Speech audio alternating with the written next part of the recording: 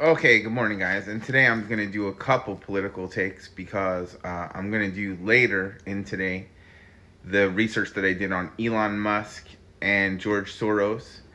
But today, I've said this before, but if I were president of the United States, one question that I would ask every single day, is what is it that I don't see?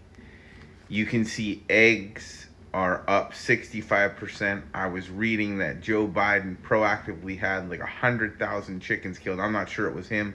I mean, I'm sure it wasn't him. I don't think he knew what was going on in that White House after doing a lot of research. But I was reading some of Bill Gates' opinions on other pandemics. I was reading about people that think there's going to be a bird flu. Bill Gates says there's a 10 to 15% chance that there's another pandemic coming in the next 5 years that we're not prepared for. But I would ask that question multiple times a day. I want you to find out um, what it is that I don't see. And so these are the things that I would really be concerned about that I was looking at last night. Number one, another pandemic. Uh, how are the intelligence communities working together? Are they sharing the information? In a lot of ways, that was part of the things that led to 9/11. So, how are the intelligence communities working? Um, and do the heads of those agencies have good relationships? I would make sure that they were communicating all the information. I would let them know what was going to happen if they didn't. Bubbles in the American economy. I would ask about FAFSA. I would ask about people not repaying back medical debt, how that affects, you know, how that affects the American economy. All this people that incur the debt can't afford to pay it back and don't pay it back. I'd want to know all about any bubble in the American economy. Shortages. You can see eggs, baby formula. People have lots of problems with proteins. All questions I'd want to know about.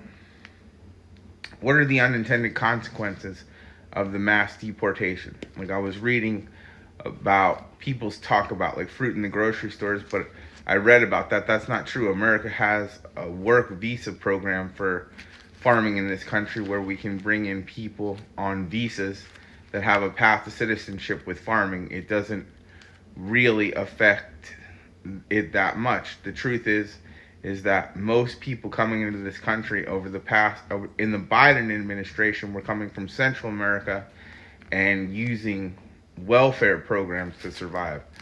So that's the research that I did. And then the $38 trillion deficit. I heard Donald Trump talking about Anwar. So that was what I had said before, that we need to sell the energy in Anwar and pass a balanced budget amendment. I'm glad that he addressed that. One thing I said yesterday, I'm really happy that Donald Trump is in charge and not Joe Biden. The failure of the public school system, how other cultures and countries are educating their kids at a much um, more efficient rate. Our school system has been woke. We have not been teaching our kids the fundamental things: math, science, medicine. How can we get things done in earlier education?